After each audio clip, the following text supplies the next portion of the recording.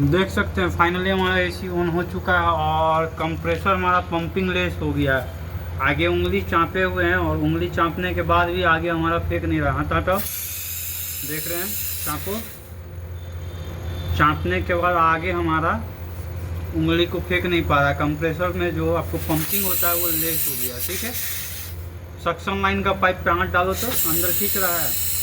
नहीं खींच रहा है उंगली को, हाँ नहीं खींच रहा है, हल्का खींच रहा है। अब पतला वाला चाँपो डिस्चार्ज लाइन को, देख सकते हैं उंगली को तो फेंक ही नहीं पा रहा, तो गैस को क्या फेंकेगा। ठीक है, इसमें हमारा कंप्रेसर ख़राब है। चलो।